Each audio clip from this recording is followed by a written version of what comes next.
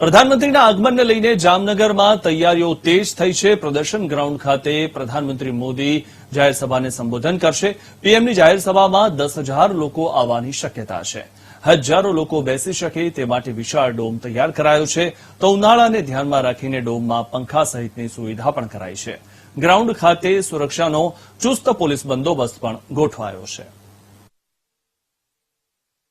લોકસભાની ચૂંટણીને લઈને બંને પક્ષો દ્વારા પ્રચાર પ્રસાર શરૂ કરવામાં આવ્યો છે। ત્યારે હું આપને દ્રશ્યો બતાવીશ કે જે જામનગર ખાતે આવેલ પ્રદર્શન ગ્રાઉન્ડ ખાતે આગામી 2 તારીખના રોજ વડાપ્રધાન નરેન્દ્ર મોદી પ્રદર્શન ગ્રાઉન્ડ ખાતે સભા સંબોધશે, જેને લઈને હાલ જે તંત્ર દ્વારા તડામાર તૈયારીઓ કરવામાં આવી રહી છે। હાલ તો જે ડોમ બનાવવામાં આવ્યો છે તેમાં 10,000 થી પણ વધુ લોકો બેસી શકે તેવી સુવિધાઓ કરવામાં આવશે તેમ તંત્ર દ્વારા જણાવવામાં આવ્યું છે। તો બીજી તરફ જે સુરક્ષાની દ્રષ્ટિએ હાલ ચુસ્ત પોલીસ બંદોબસ્ત હાલ પ્રદર્શન ગ્રાઉન્ડ ખાતે ગોઠવી દેવામાં આવ્યો છે। હાલ જે આ પ્રદર્શન ગ્રાઉન્ડ ખાતે જે તૈયારીઓ કરવામાં આવી રહી છે તેમાં લાઇટિંગ સહિતની સુવિધાઓ લગાવવામાં આવી રહી છે, તેમજ ઉનાળાને ધ્યાનમાં રાખીને જે આ ડોમ છે તેમાં ખાસ કરીને પંખાઓ લગાવવામાં આવી રહ્યા છે। તો બીજી તરફ જે આગામી 2 તારીખના રોજ જે વડાપ્રધાન નરેન્દ્ર મોદી છે તે જામનગર ખાતે જે પ્રદર્શન ગ્રાઉન્ડ છે ત્યાં